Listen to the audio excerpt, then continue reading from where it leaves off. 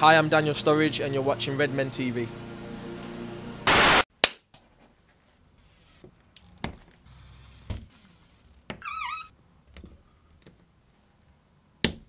Okay, so the buzzword around Liverpool at the moment is Gegenpressing. So what exactly is it? In this video, I'll show you exactly what it is and the 4 different types of counter-pressing that's used. Obviously, Gegen comes from the German word for to counter. So that's how we get that. So I'm going to say counter-pressing because it's a lot easier to say for the rest of the video. One of the main things with Gegenpressing and counter-pressing is winning the ball back higher up the pitch. So we're looking at this area of the pitch right here. You know, it takes the entire team to do this. It's not about 1 or 2 players pressing. It's not about, you know, just the attackers doing it. It's a pack mentality. And Liverpool moving forward, if we get Jurgen Klopp as manager, are going to have to buy into this because it's something that historically he's done to great success. This is the first option of counter-pressing. It's man-orientated counter-pressing. Okay, so the blue dots will be the defending team who've just picked up the ball. Our team. So we've got the teams drawn out now.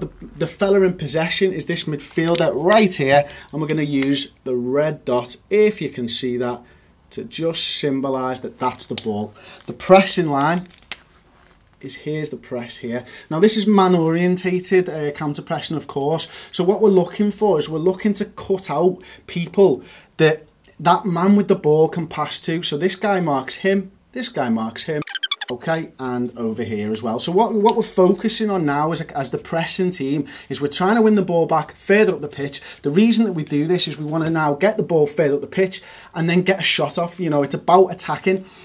So our players have to stay close enough to their man to be able to block those passing lanes and to be able to block those passes. This guy in possession of the ball is not going to want to pass to him, or him. Now, the only pass that's really on is this guy down here, but obviously you've got people dropping a pressing shadow so that is not an easy pass to make. Obviously this man's covered here as well. So there you go, that is a little bit about man-orientated pressing, something that Bayern Munich have done really well. Okay, so this is pass-orientated counter-pressing, so I'm going to draw out the side once again. Now, pass-orientated pressing is obviously made famous by Barcelona. You know, Barcelona under Pep Guardiola were absolutely incredible at this. So the person with the ball, in this instance, let's say, is this guy here. Now, you notice by the positions that they're not as close man-to-man as they were in the man-to-man orientated pressing. So what we're looking to do here is we're looking to cut out passing lanes. So the ball's there, and he's going to want to either pass to this guy here, or he's going to want to pass to maybe this guy here, this guy here, or potentially this guy over here. Now, instead of being so close to the man that you attack the man when they receive the ball, in this instance, you always attack on the first pass, but what you want the players to do is attack the ball, attack the actual passing lane. This is where we're looking to try and get always maybe 1 or 2 people to get in on the pass instead of on the man. Now, if that fails, of course, on the first pass, what you want to do is you want to be in a position where, let's say he's using this passing lane here, you want both of these guys to then go in and press that man and try and win it on the second phase of the press, if you will. So there you go, that's passing lane orientated counter pressing. Okay, so the third option is ball-orientated counter-pressing. So what we're looking at here is a little bit different to the last two, whereas the last 2 types of pressing, we're all focused basically on actually pressing the first pass and either the lane or the man. What we're looking at in this scenario is a little bit more mismatched, to be honest with you. So in this team, the team that sort of personified this way of thinking with regards to pressing was actually like the Ajax of the 1970s or the Netherlands side of the 1970s. It's not been seen too much since then, to be honest with you. The fellow with the ball in this scenario, let's say, is this guy here.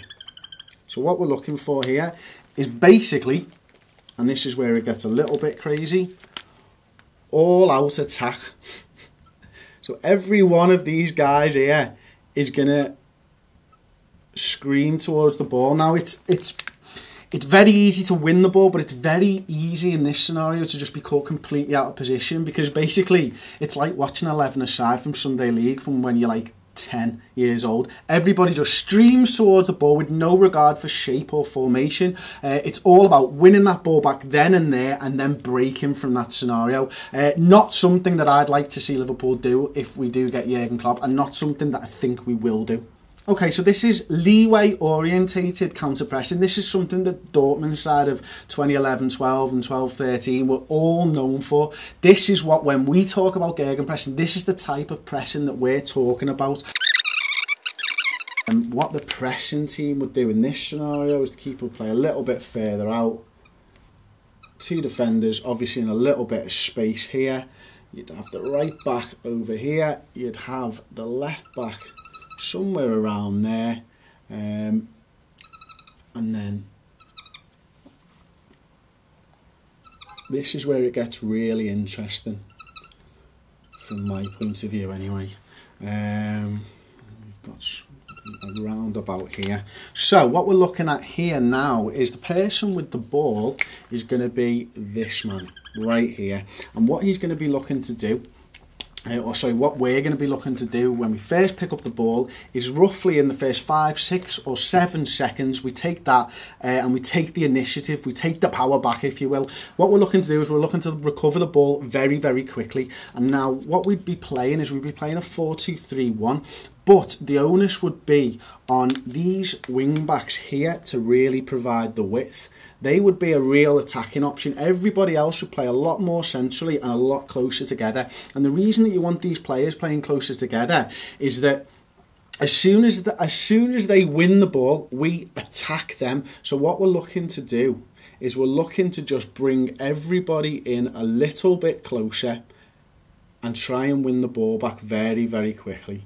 Now, it's not as haphazard as the last one. It does look like that on the diagram, but what we've got to remember is you've only got 5 seconds to do this in this scenario. If you don't do it within 5, 6 or 7 seconds, then you literally fall back to your default defensive formation. But the advantage of trying to do this is when we're coming in, and because we're playing so close together all the time, we're automatically cutting off the passing lanes. We obviously looked at that in scenario number 2, passing lane orientated counter-pressing. What we're doing is these guys are getting in between him and his passing options.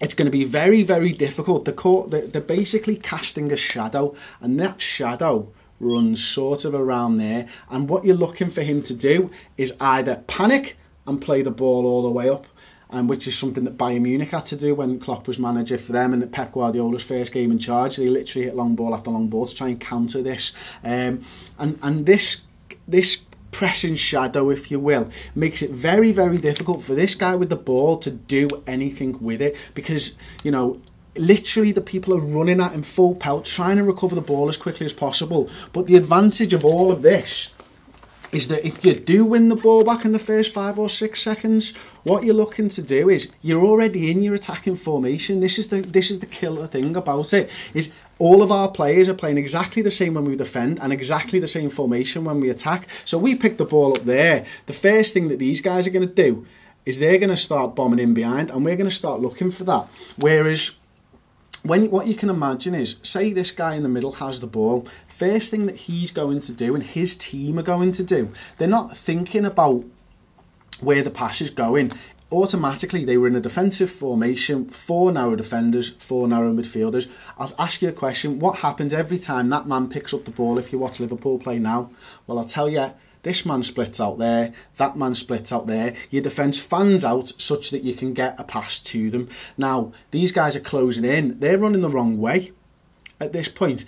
So what happens if you win the ball back in that first 5 or 6 seconds? Their defender's now gone out here, which gives you so much space to get in and around that team. And, you know, I imagine that what will happen is we'll see a lot more of Liverpool taking shots early, winning the ball back high up the field, and just taking a lot of shots. Now, not all of them are going to be on target. It's a byproduct of playing this way. What we want to do is we want to try and catch them surprised, basically. You know, so we win the ball back early, we get in and around them, our attackers are already in the exact formation that they're defending in, and then hopefully we get more goals. Okay, so why is counter-pressing so important? One of the reasons is it provides defensive stability. Now, imagine you're a defending side here and you've got your 4 centre-backs and let's say your 4 midfielders and there's your 2 attackers. Now, if what would normally happen is you say, let's just line them up in a straight 4-4-2 just for ease of explanation. This guy in the middle here picks up the ball. You're slightly out of position because you've been attacking. The first thing that you do in a normal scenario is you start to retreat. And the reason you start to retreat is you need to regain your defensive stability. You need to regain your position so that you can defend well. You know, imagine a Sam Allardyce side, they know exactly where they're supposed to be when the other team's got the ball. Well, what happens in that scenario when you're not pressing the fellow with the ball? Instantly, he's got 10 to 15 yards to get up the pitch with no one pressuring him. You know, the entire team can transition vertically up the field with consummate ease. I didn't think I'd be saying the word consummate today. So there you go. So that's one reason. Another reason that you do it is, imagine you then start to press them first and foremost. It instantly puts the defender or the ball carrying side on the back foot. It makes it harder for you to be countered, and it also makes it harder for them to do anything. You know, the guy has literally just picked up the ball and he's under attack. You know, he's under duress. He needs to think of a pass, and quite often what will end up happening is the pass will end up going square or backwards instead of this vertical transition which we're trying to stop. So another reason that counter-pressing is important is because you need to avoid a lack of organisation and lost space. And what I'll come on to that now is I would expect Liverpool to play a 4-2-3-1 under Jurgen Klopp, but much differently to the 4-2-3-1 under Brendan Rodgers. Now, as I've said earlier on in the video, you know, you want these two left back and right back to really provide the width for your entire team. And what that allows you to do is it allows you to play somebody like a Phil Coutinho in this situation here, maybe a Roberto Firmino there, and maybe even Daniel Sturridge there. You know, Jurgen Klopp tried to sign Christian Benteke in 2013, so I'd imagine that that type of a striker is perfect for what he wants to do. You know, we obviously saw Lewandowski play it so well for so long at Borussia Dortmund before his big money move.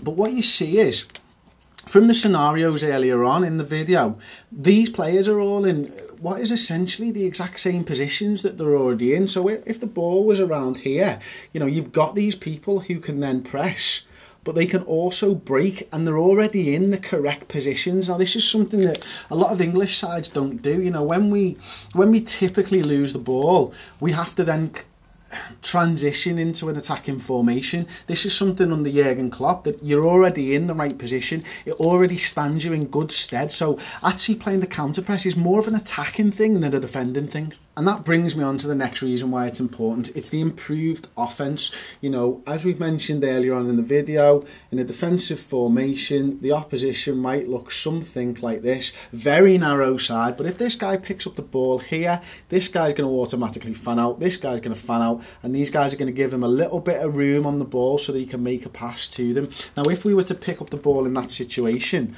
our midfielders would be around about here. You know, all coming back towards the ball. And as I said already, because these guys are fanning out, if we were to pick the ball up here, just nip it from them, you know what I mean? We already know where our passes are. You know, we know exactly where our players are. And the idea is we can get more shots off and score more frigging good goals. Okay, so how will that affect Liverpool this season? I think what we're going to see is we're going to see a 4-2-3-1 formation. And what we're going to see is two very attacking fullbacks, two ball-playing defenders, and we'll come on to that a little bit later on. We're going to have two midfielders there. I imagine we're going to play three attacking midfielders in close proximity to each other with one striker up top. It's going to be either Emre Can in defence, or we're probably looking at something like Joe Gomez and Emre Can in the defenders. Now, you know, Martin Skrtel, I can't see this actually being his best position, although it wouldn't surprise me if, you know, he's a solid professional. He's played a lot of football for Liverpool if he is given that position right there. But partnering him, I do believe that it's going to be Sakho. I imagine that it's going to be Klein as right back, and probably Alberto Moreno keeps his place at left back. Okay, so he's going to be doing 2 centre midfielders. So I imagine he'll be playing one defensive midfielder in Lucas Leiva, because historically he's always played one sort of destroyer, one interceptor. Whether Lucas has actually got the legs for it would be up for debate. So, you know, Jordan Henderson's going to have to do a lot of work in this formation. Obviously, you could talk about James Milner in there, or even in this scenario, if Lucas doesn't have the legs for what Jurgen Klopp wants. Up front, we're going to be going for 3 attacking midfielders, and these are going to be playing in close proximity to each other. So one of those players will be Daniel Sturridge. Now, it's not a formation that particularly suits our man Daniel Sturridge, but what I would expect to see is this man actually plays more of a second striker. He's going to have a lot of defending to do, which might not suit his game, but he's going to have a lot of space, hopefully, and a lot of attacks to run on to the end of, so it really could suit Daniel Sturridge. Roberto Firmino, I think this formation suits him, and we'll see the best out of the £29 million man, because he actually played exactly in this formation for Hoffenheim right there. So there you go, Phil Coutinho, again, someone that's going to be playing very, very close to Roberto Firmino. These two are almost going to be inseparable on the pitch, and these are the 2 players that we're probably going to have to rely upon more than anyone to do a lot of the pressing. And in Roberto Firmino and Phil Coutinho, I think we've got the players to effectively utilise this strategy.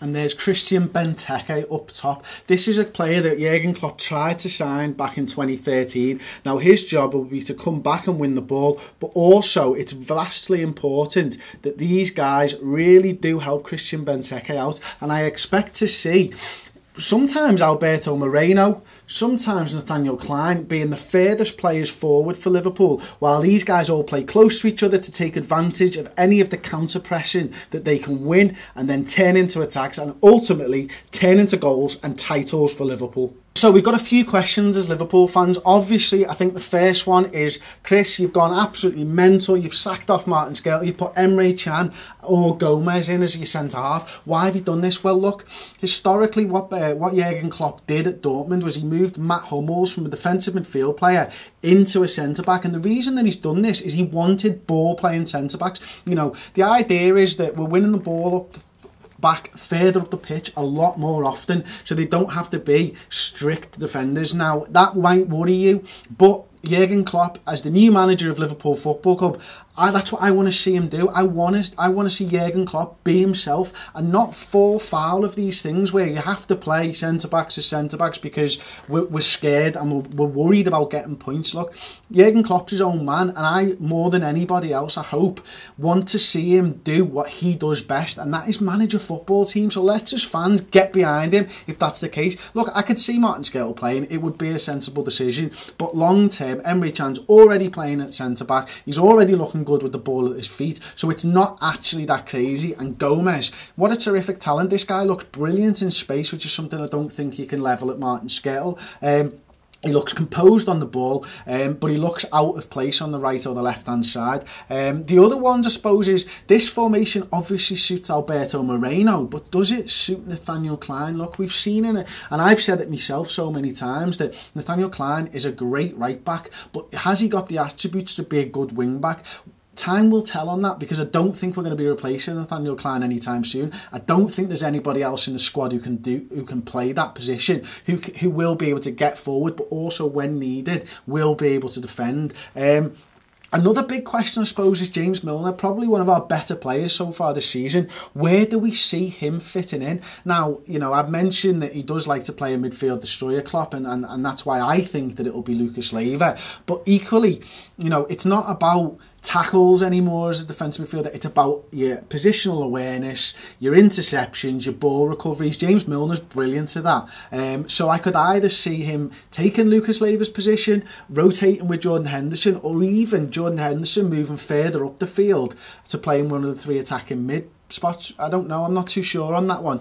Obviously, I've already talked about Daniel Sturridge a little bit. It doesn't quite suit him, but it does. That's the thing. You know, Daniel Sturridge likes to cut in from the right hand side, likes to turn on his left boot and have a shot. And I actually think that we might modify this formation slightly so that Firmino and Coutinho are playing close together and Benteke and Sturridge are playing really close together. So I actually think we could get the best of Daniel Sturridge in this formation, even though when you line it up it doesn't look like it suits him. Other notable absentees, of course, Adam Lallana could quite easily play in this role with Firmino. You know, he has played players like Shinji Kagawa who aren't the fastest of players, so Adam Lallana could fit into this situation because Adam Lallana does press, he does press high up the pitch, he sprints over those first 5 or 10 yards to get the ball. So I think that this could be a formation that suits the entire squad and not just the first team, which is what we've seen far too often when Brendan Rodgers was in charge of Liverpool. Anyway, of course, let me know what you think to the video. If you like the style of the video, it's obviously been an absolute headfuck writing these words backwards on the glass so that you can read them,